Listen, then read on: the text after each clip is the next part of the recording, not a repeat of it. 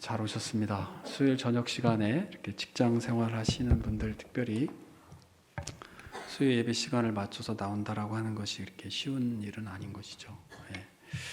잘 오셨습니다. 오늘 본문은 우리가 너무 잘 아는 여리고성이 무너지는 장면입니다.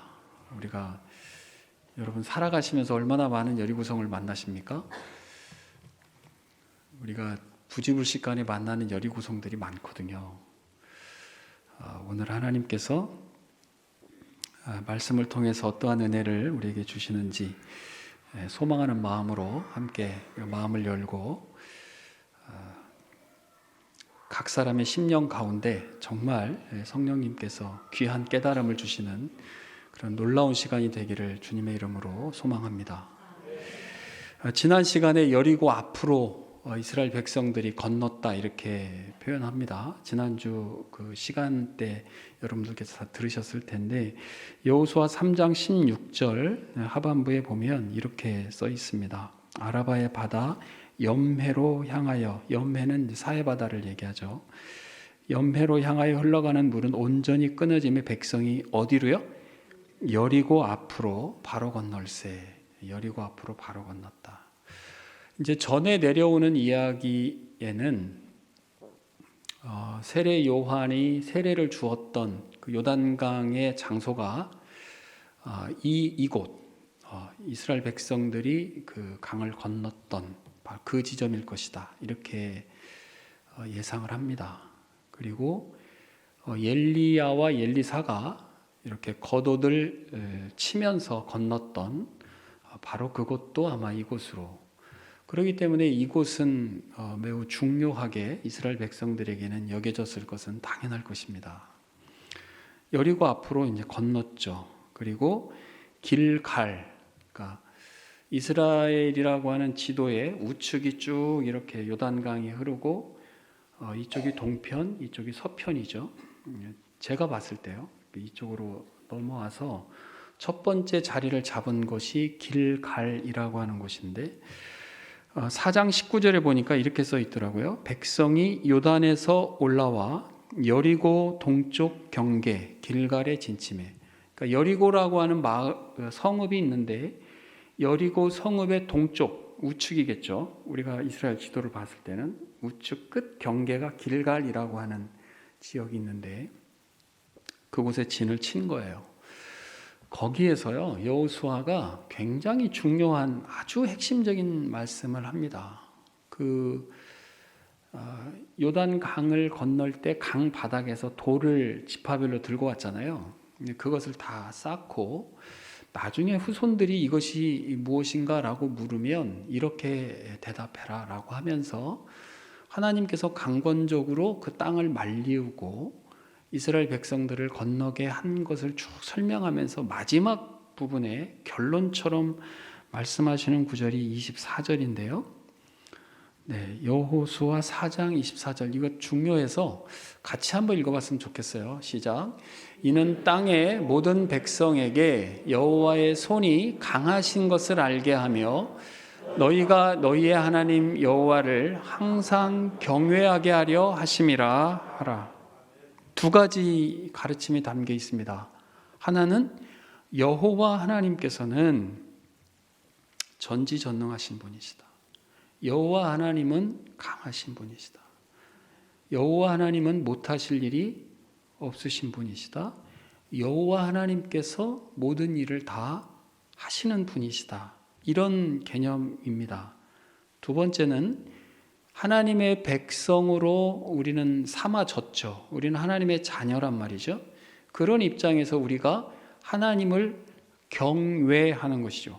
경건한 두려움입니다. 이것은 죽을까봐 혹은 벌받을까봐 혹은 다리가 부러질까봐 혹은 사업이 망할까봐 노예적인 두려움이 절대 아니고 경건한 두려움입니다. 존중하는 두려움이고 당연히 마땅히 존중받아야 할 하나님께 그 두려운 감정을 올려드리는 것입니다. 이것은 경건한 두려움이다 이렇게 표현할 수가 있어요. 그리고 이스라엘 백성들이 그곳에서 할례를 행하고 유월절 행사를 갖습니다. 유월절은 왜 생겼는지 잘 아시죠? 이스라엘 백성들이 애굽에서 나올 때 그 마지막 재앙을 통해서 이스라엘 백성들이 결국은 나올 때 어린 양을 잡아서 문설주에 바르고 그 피를 바른 피가 발려 있는 그곳은 죽음의 사자가 넘어갔다라고 해서 유월입니다.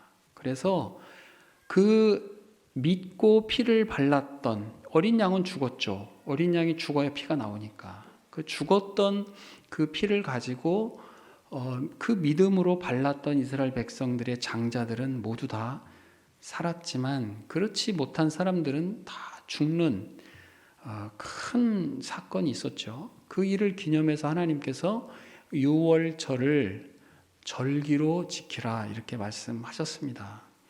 그 출애굽에서 만들어졌던 유월절이 이제 요단강을 건너서 약속의 땅 가나안으로 딱 들어왔을 때 하나님께서 그 유월절을 지키도록, 그렇다면 유월절은 아무 때나 지키는 게 아니잖아요. 그 명절의 절기를 지키는 1월 14일이 있는데 그 절기에 맞춰서 하나님께서는 이 시간조차도 다 이끄셔서 적절한 맞는 시간에 요단강을 건너게 하시고 이제 유월절을 지키게 하신 것이죠. 이제 곧 이스라엘 백성들은 그 가나안 땅에 살고 있는 그 사람들을 다 몰아내는 정복 전쟁이라고 하는 전쟁을 해야 됩니다. 이건 뭐 언제 끝날지도 모르는 끝도 없는 전쟁을 해야 되는데 칼을 갈고, 그때는 뭐 시기적으로는 그 후기 청동기 시대이기 때문에 철들이 많이 있을 때는 아니었는데 그런 싸울 수 있는 도구들을 준비하고 뭐 전략을 짜고 이렇게 병력들을 훈련을 시키고 이런 예비를 하는 것이 마땅할 것인데 그렇지 않고 하나님께서는 할례를 행해라. 하나님과의 가장 중요했던 그 약속, 너희는 약속의 백성이다. 그리고 이 모든 일들은 하나님께서 직접 주관하시고 이끌어 가신다라고 하는 분명한 약속을 상기시키는 할례를 행하게 하시고, 또 하나님께서 직접 그 구원해 내신 그 놀라운 역사를 경험하는 유월절을 행하게 하심으로 인해서 하나님께서 함께 하시고 또 하나님과의 올바른 그런 자녀된 관계 가운데에서 그 정복 전쟁을 해 나가는 그런 어떤 몸과 마음을 준비시키는 그런 일들을 주님께서 하신 것이죠. 그 다음에 여호와의 군대 장관이라고 하는 분이 여호수아에게 나타납니다. 등장하죠. 그분이 여호수아에게 등장한 이유는 이제 어떤 한 약속을 줄 텐데 그 약속을 통해서 여호수아 지도자가 이스라엘 백성들을 이끌고 어떠한 일을 하겠죠. 그 앞서서 지금 이 전쟁은 누구의 전쟁이다? 여호와 하나님께서 직접 주관하시는 전쟁이다라고 하는 것을 알려주는 것입니다. 그 알려주는 약속, 그 확신을 가지고 여호수아가 이제 우리가 읽었던 그 여리고성을 향한, 또 여리고성이 무너지는 그 역사 가운데 서게 되는 것이죠. 오늘 읽었던 본문 2절에 보면 한 약속을 주는데 그 약속이 뭐냐면 여호와 하나님께서 그 여리고성 그리고 그 안에 있는 왕 그리고 그의 모든 뭐 부하들 이런 것들까지 다 넘겨주셨다. 다 이스라엘 백성들에게 주었다라고 하는 그 분명한 약속이에요. 이 군사 용어, 군인들이 쓰는 용어 중에 이겨놓고 싸운다는 말이 있어요. 그러니까 이겨놓고 싸우는 게 있어요. 그걸 이제 선승구전이다 이제 이렇게 표현하기도 하는데 여호수아는 이제 확신이 있었죠. 요단강을 건너는 그 놀라운 기적을 직접 행하신 하나님께서 이제 다음 이어지는 그 하나님께서 지시하시는 그 여리고성 정복 전쟁도 이기게 하실 거다라고 하는 그 확신을 가지고 지금 여호수아는 이스라엘 백성들을 이끄는 일을 하는 건데 그 3절과 5절을 보면 우리가 앞서 읽었던 것처럼 성 주위를 매일 하루에 한 바퀴씩 돌아라 그랬죠? 네, 그리고 맨 마지막 날 7번째 날에는 7바퀴 돌아라. 전부 몇 바퀴 도는 거예요? 13바퀴 도는 거예요. 하루에 한 바퀴씩, 하루에 한 바퀴씩. 그리고 맨 마지막 바퀴를 맨 마지막 7바퀴 돌고 나팔을 길게 불 때 이스라엘 백성들은 소리를 크게 질러라. 그러면 성이 무너질 거다. 어렵지 않죠? 이해되십니까? 네, 그렇죠. 뭐 쉽잖아요. 성 한 바퀴씩 돌고 성이 그렇게 크지도 않았어요. 여리고라고 하는 그 지역은 자료를 놓고 보면 이렇게 표현되어 있어요. 지구상에서 가장 낮은 도시, 해발보다는 한 250m 정도 낮은 도시예요. 지형이 그렇게 되어 있어요. 되어 있고 일조량이 많고 오아시스도 많고 수분도 풍부했고 나무들도 많았겠죠. 그리고 그 여리고 사람들이 성읍을 지은 것은 주전 한 7,000년에서 9,000년 정도. 그래서 지구에 존재한 성읍 중에서는 아마도 가장 초기에 만들어졌던 도시, 굉장히 오래전부터 있었던 도시인 것이죠. 성읍을 이렇게 분석을 했어요. 성벽이 한 4.5m 정도, 그리고 성벽 위에 흙으로 쌓은 게 한 2.4m, 뭐 한 보면 6, 7m 정도 되겠죠. 그리고 우리 여러분들 잘 아시는 것처럼 수원성 가보면 이렇게 경사가 가파르잖아요. 그리고 안쪽에 흙으로 쌓아서 사람들이 다니도록 이렇게 되어 있잖아요.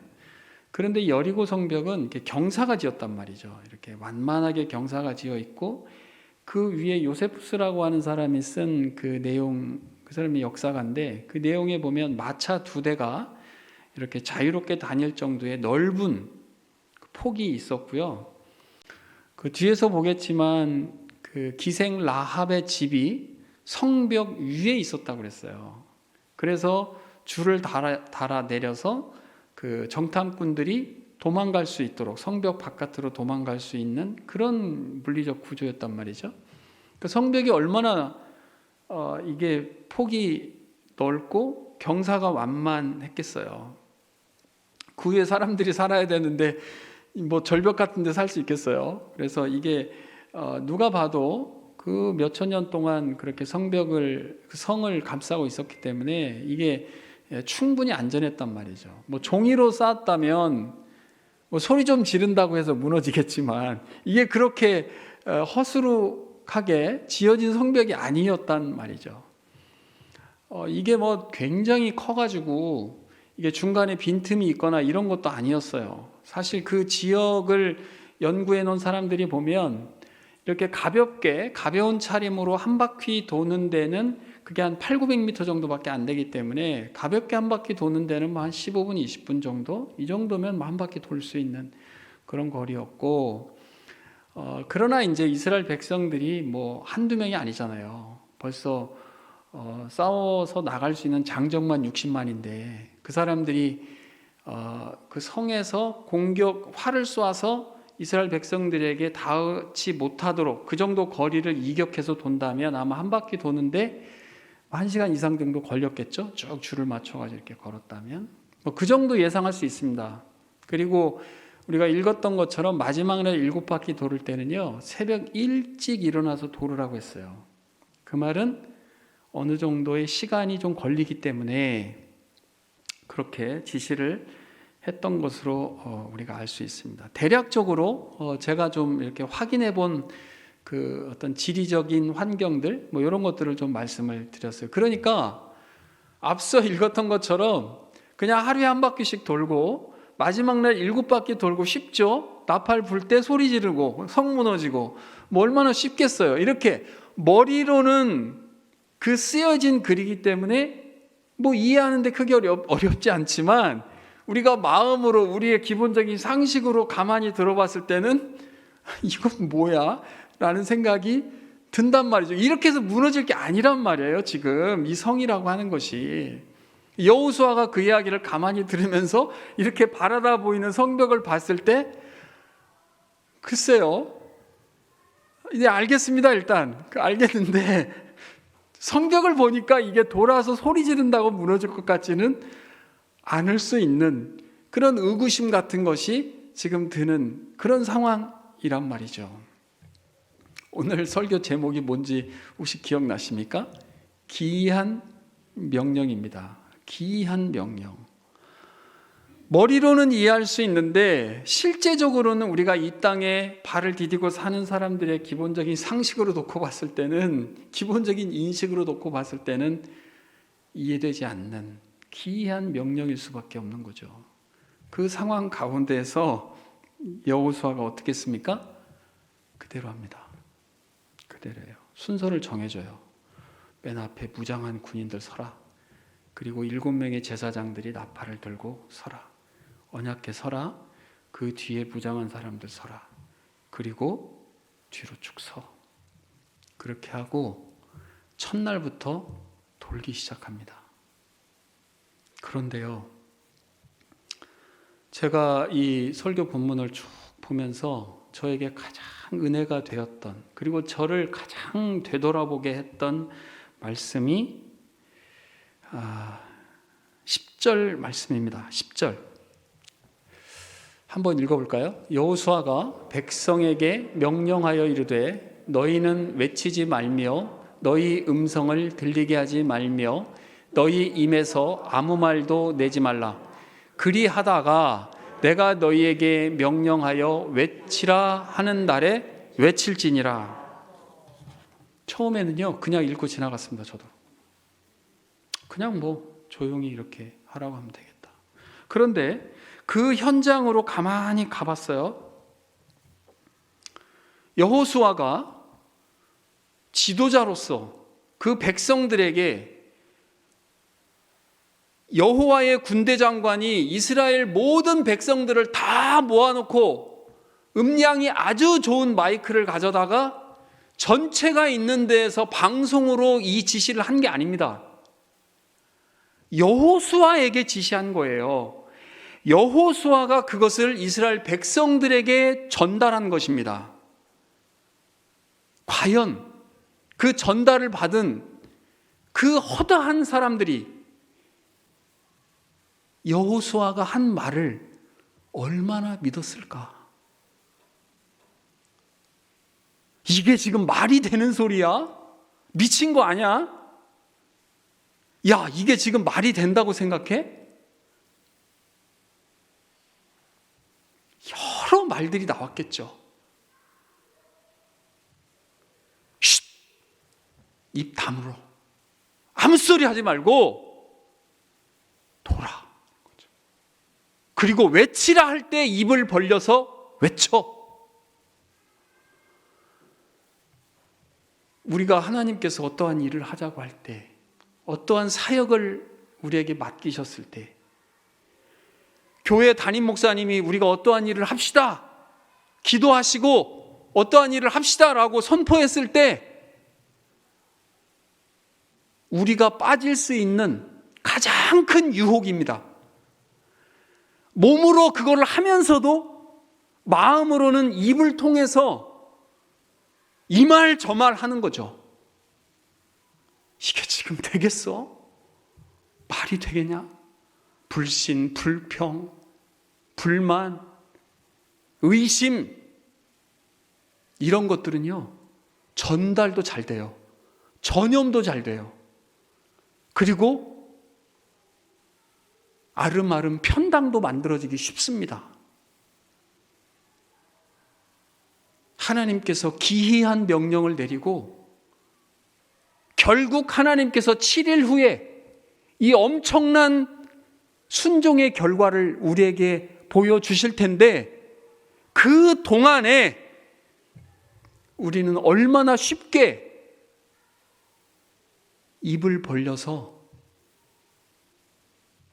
하나님의 그 명령에 대해서 불신과 원망의 말들을 뱉어냈던가. 너희는 가만히 있어. 여호와가 하나님됨을 알지어다. 말씀하시죠? 어디서 처음 그 말씀하셨는지 아십니까? 홍해 건너기 직전에 외통수 같은 곳에 이스라엘 백성들이 몰려졌을 때, 이스라엘 백성들이 원망과 불평으로 모세를 죽이려고 했을 때 하나님께서 주신 말씀입니다. 그 말은 불평과 원망과 의심의 그 불신의 입을 다물라. 잠잠하라. 내가 어떻게 하는지 눈으로 똑똑히 보고 알아라. 그 말씀입니다.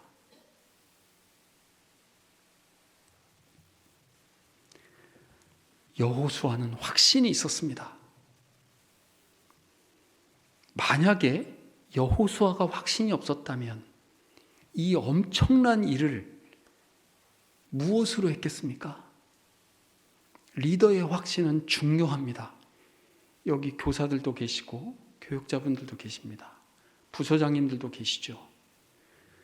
하나님께서 허락하신 하나님의 뜻 가운데 우리에게 맡겨진 사역에는 가장 먼저는 리더의 확신이 가장 중요합니다. 확신이 있는 리더의 팔로워들이 따르게 되어 있으니까요. 실제로 그렇게 합니다. 이스라엘 백성들이 입으로 소리를 내지 않고 똑같이 6일 동안 합니다. 그리고 마지막 날 외치라 했을 때 나팔이 부러지고 이스라엘 백성들이 소리를 쳤을 때 전혀 미동도 하지도 않고 꼭꼭 닫혀있던 그 여리고성이 말씀대로 무너집니다. 이스라엘 백성들은 성을 다 에워 쌌을 것입니다. 겹겹이 쌌을 것입니다. 사람들이 그만큼 많으니까. 그대로 앞으로 가면 됩니다. 그러면 모든 방향에서 다 그 성은, 이제 무너진 성은 다 정리가 되겠죠. 우리가 두 번째 교훈을 보려고 합니다.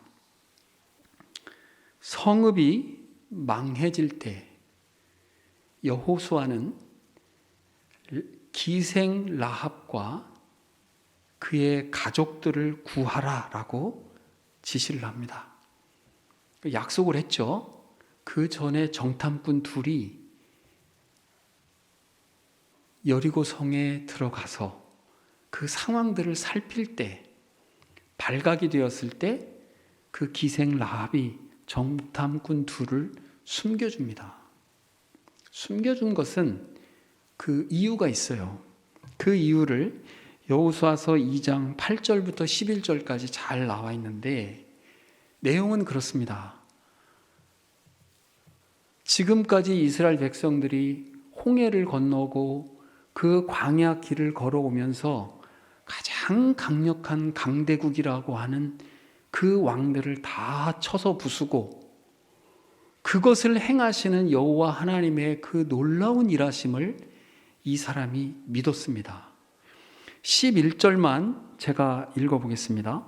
너희 하나님 여호와는 위로는 하늘에서도 아래로는 땅에서도 하나님이시니라. 아멘. 이거요, 이스라엘 백성이 한 말이 아니에요. 기생이 한 말이에요. 기생 라합이 이 말을 하고 이 믿음이 있었기 때문에 하나님의 백성 중에 정탐꾼으로 온 그 두 사람을 목숨을 걸고 숨겨준 겁니다. 그 믿음이 행위로 나타난 것이죠. 결단한 것이고 거기에 자기가 죽을 수도 있다라고 하는 것을 알지만 그 뒤에 이 모든 것을 주관해 가시는 누구를 본 것입니까? 하나님을 본 것이죠. 이 여인은 성벽 위에서 살았다라고 성경에서 기록하고 있습니다.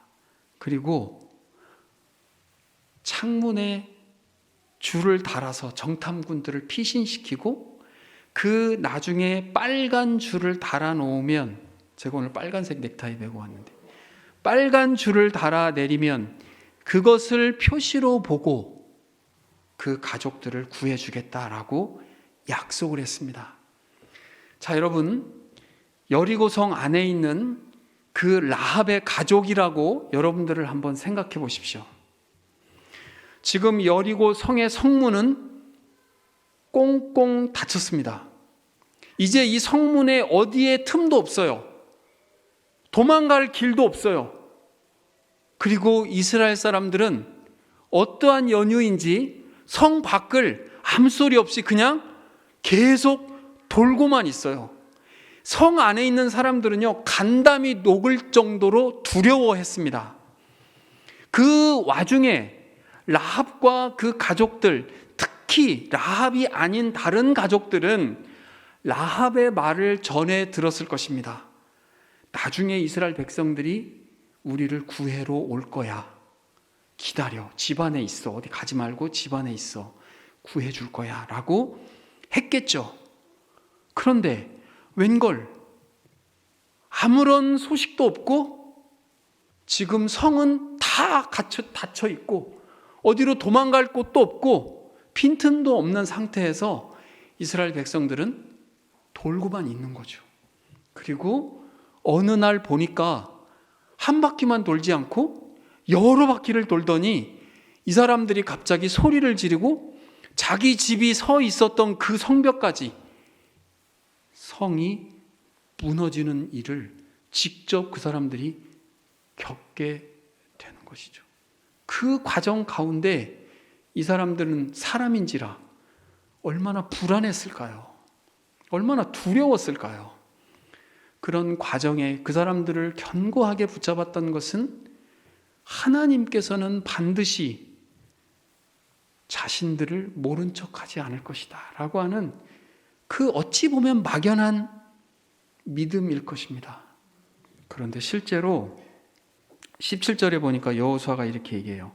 이 성과 그 가운데 있는 모든 것은 여호와께 온전히 바치되 기생 라합과 그 집에 동거하는 자는 모두 살려주라. 이는 우리가 보낸 사자들을 그가 숨겨주었음이라. 왜 숨겨주었다고 그랬어요? 하나님에 대한 믿음이 있었기 때문에. 라합과 그의 가족들은 구원을 받습니다. 그리고 진 밖으로 옮겨졌다가 같이 이스라엘 백성들과 거주합니다. 구원된 거죠. 기생이든 아니든 상관없습니다. 그 당시 상황이 어떠했는지는 중요치 않습니다. 그 라합이라고 하는 사람이 가지고 있었던 하나님에 대한 실증적 믿음, 그 믿음을 자기 삶으로 옮긴 실제적인 그 용기, 결단, 그것인 거죠. 이 사람이 어떻게 됩니까? 우리가 잘 아는 것처럼 마태복음 1장 5절에 보니까 살몬은 누구에게서? 라합에게서 누구를 낳았다고요? 보아스를 낳고. 룻기에 나오는 보아스입니다. 그래서요, 저 혼자 생각해요. 구약 성경이 나오지 않아요. 정탐꾼 이름이. 그런데 아마도 둘이 정분이 나지 않았을까? 살몬하고 라합하고. 기생 라합 계속 기생 라합이라고 나와요. 그런데 이 마태복음 1장 족보에는요, 기생이라는 말이 없어져요.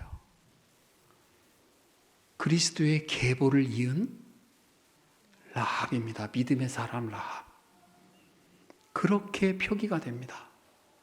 우리가 하나님의 그 믿음을 지켰을 때는요, 하나님께서는 그 믿음을 가장 귀한 거룩한 계보로 우리를 삼아갈 줄 믿습니다. 첫 신앙의 첫 때이신 분들도 계세요. 선대가 신앙을 물려주셔서 2대째 신앙이신 분도 있고 3대째 신앙이신 분들도 있을 수 있어요. 상관없습니다. 어떠한 상황에서 그리스도를 믿는 믿음이 우리에게, 우리 가정에 왔다 손 치더라도 하나님께서는 그 믿음의 계대를 이어가실 줄 믿습니다. 중요한 것은 믿음입니다. 세 번째 메시지가 온전히 바치라 하는 것입니다. 온전히 바치라라는 말씀이 17절, 18절, 21절 연거푸 3번 나옵니다. 저는요, 이 말씀을 보면서 이렇게 저에게는 은혜가 있었습니다. 자, 같이 돌았던 공동체에 속해 있는 사람들은 모두가 다 옆에 있는 사람이 억눌렀던, 아니면 여호수아의 명령이 준엄했기 때문에 그 말씀을 다 지켰든 어쨌든 상관없이 공동체 전체가 한마음이 되어서 순종을 했죠. 그래서 경험한 것이 무엇입니까? 자신들이 밟고 지나가는 무너진 성벽을 직접 밟는 경험을 했던 것이에요. 야, 나 사실 속으로 좀 원망했었어. 사실 속으로 내가 말은 안 했는데 좀 긴가민가 했어. 잘 안 믿어지더라고, 사실. 그런데 말은 하지 말라고 하니까 말은 안 했어. 그런데 실제로 그 일이 일어난 거죠. 공동체가 동일하게 하나님의 놀라운 일을 경험할 때가 있습니까? 없습니까? 있습니다. 그게 있다고요. 교회 공동체에서 특히 그렇습니다. 교회 공동체에서 어떠한 일을 하나님의 음성과 뜻으로 알고 어떠한 일을 했는데, 앞서 말씀드렸던 것처럼 모두가 믿음이 100%든 10%든 상관없이 다 순종해서 그 일을 했단 말이에요. 그랬는데 우와, 모두가 다 기쁘고 즐겁게 그 일들이 아름답게 열매가 맺어지는 역사가 있습니다. 그 다음에 말이죠. 그 다음에 하나님께서 우리에게 요청한 게 무엇냐는 거예요. 개인별로 발을 밟고 그 성 안으로 들어갔을 때 너희들이 취하게 되는 온갖, 우리를 유익하게 하고 편리하게 하고 우리에게 좋아 보이는 온갖 물건, 보물, 귀한 것들이 있을 것이다. 그것을 어떻게 해라? 너희를 위해서 취하지 말고 온전히 바치라. 자, 이것은 공동체 전체가 공동체의 이름으로 같이 하는 겁니까? 자기가 하는 겁니까? 개인이 하는 겁니다. 개인이 하는 거예요. 훔칠 수도 있고 숨길 수도 있습니다. 속일 수도 있어요. 개인이 하는 거니까. 공동체 전체에게 주셨던 하나님의 놀라운 역사를 이제는 개인에게 디테일하게 적용하도록 이 말씀을 주시는 것이죠. 여기에서 대부분 넘어갑니다. 어떻게 넘어가는지는 다음 주 노 목사님이 설교하실 것입니다.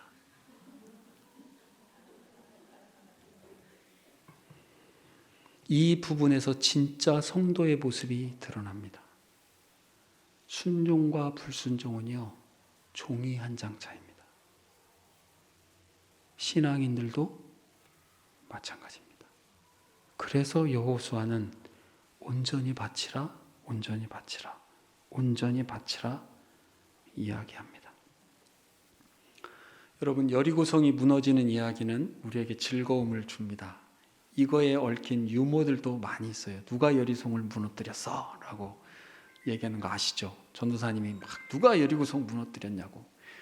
그러니까 이 스토리를 모르는 어떤 그 교회 중직 되시는 분이 고민하다가 장로님 몇 분 모여가지고 막 고민하다가 담임 목사님 방에 찾아가서 그 얼마면 됩니까? 저희들이 다시 세우기로 했습니다. 그렇게 뭐 그런 유머도 있고요. 여리고성을 무너뜨린 것은 하나님께서 직접 하신 그 통쾌한 승리이고 이스라엘 백성들이 순종함으로써 얻어낸 눈으로 직접 본 하나님의 그 역사죠. 사랑하는 여러분, 기이한 명령입니다. 기이한 명령 얼마나 많습니까? 기이한 명령은 많이 있습니다. 비라고 하는 존재를 모르고 있었던 노아에게 120년에 걸쳐서 방주를 지으라고 했을 때 기이한 명령이 아닙니까? 갈 바를 알지 모르는데 내가 네게 지시할 땅으로 가라라고 했을 때 그 명령은 기이하지 않습니까? 하나님께서 직접 백세에 주신 아들을 모리아 산에 번제물로 바치라라고 하는 것은 기이한 명령이 아닙니까? 나아만 장군이 한센병에 걸려서 엘리사에게 찾아왔을 때 게하스를 내보내서 요단강에 가서 몸을 7번 담그면 된다라고 이야기하는 것은 기이한 명령이 아닙니까? 예수님께서 가나안 혼인잔치에 가셔서 그 항아리에 물을 가득 채우고 그것을 떠다가 연회장에 갖다 주라라고 하는 것은 기이한 명령이 아닙니까? 날 때부터 앞을 보지 못하는 분에게 침으로 이겨서 진흙으로 눈에 발라준 뒤에 더듬더듬 실로암 못에 가서 그 물로 씻으라. 그것은 기이한 명령이 아닙니까? 우리가 처해 있는 상황이 우리가 이해할 수 없고 우리가 선택할 수만 있었다면 그렇게 선택하지 않을 수 있는 그러한 상황들은 얼마나 많이 있습니까? 우리는 하나님의 백성입니다. 우리는 하나님의 자녀입니다. 하나님께서는요, 7일 후에 직접 우리가 볼 수 있는 무너지는 그 성벽을 위해서 지금 말없이 그 성을 돌게 하는 그 기간일 수 있다는 것, 충분히 가능하지 않습니까? 그런 줄 어떻게 아십니까? 곧 7일 후에 하나님께서 그 성벽을 무너뜨려서 너의 그 신실한 순종을 내가 너에게 이렇게 선물로 주노라라고 우리에게 말씀하실 줄 어떻게 합니까? 사랑하는 성도 여러분, 믿음이 이깁니다. 하나님에 대한 믿음이 이깁니다. 3월이 됐죠. 2024년도 시작한 지 얼마 되지도 않았는데 벌써 3월이 다 되었습니다. 3월은 개학, 개강, 새롭게 시작하는 달이기도 합니다. 이스라엘 백성들이 요단강을 정말 멋있게 건넜죠. 그리고 정말 이제 하나님께서 젖과 꿀이 흐르는 땅으로 우리를 인도해 드렸구나라고 하는 그 영적인 충만함 가운데 있는데 웬걸 난데없이 앞에 떡하니 버티고 있는 그 난공불락의 여리고성을 봤을 때 이스라엘 백성들의 마음은 어땠을까요? 여러분, 어떤 모양으로 어떤 새로운 것을 시작할 때가 있습니다. 하나님께 기도하고 오래 준비하고 이제 드디어 스타트를 했는데 전혀 의외치 않게 술술 풀려나갈 것 같았던 그런 상황들 가운데 전혀 의외의, 제가 설교 초두에서도 말씀드렸듯이 우리 앞에 놓여있는 여리고성은 얼마나 많이 있습니까? 그럴 때마다 불신하고 원망하고 포기하고 낙심하고 주저앉는 방법이 어찌 보면 속은 편할 수 있습니다. 그러나 하나님의 계획은 그렇지 않습니다. 하나님의 약속은 그렇지 않다는 것이죠. 거기에서 우리에게 묻습니다. 믿음이 너에게 있느냐? 우리가 접하는 그 기이한 상황들, 순종함으로 하나님께서는 우리에게 승리를 주실 줄 믿습니다. 그래서 초두에 여호수아 4장 24절에 여호수아가 했던 그 말씀이 우리에게 핵심으로 남기를 바랍니다. 이는 땅의 모든 백성에게 여호와의 손이 강하신 것을 알게 하며, 같이 읽을까요? 너희가 너희의 하나님 여호와를 항상입니다. 항상이요.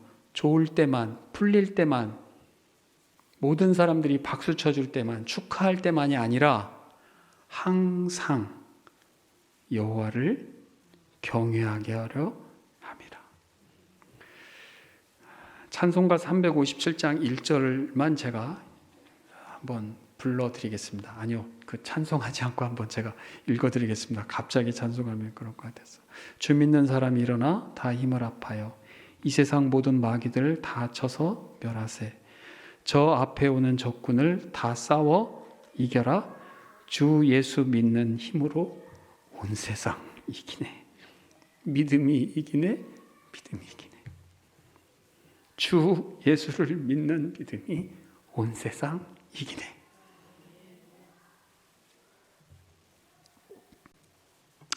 우리 기도 제목 한번 띄워주시겠습니까?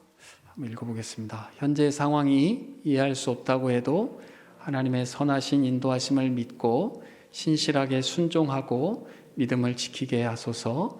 구원을 받을 자격이 없는 우리에게 믿음을 선물로 주셨고 죽음에서 구원해 주시고 다음 세대에게 믿음의 계보를 잇게 하셨음에 감사하며 맡겨진 사역을 잘 감당하게 하소서. 우리 잠깐 기도하고요. 제가 축도하고 마치겠습니다.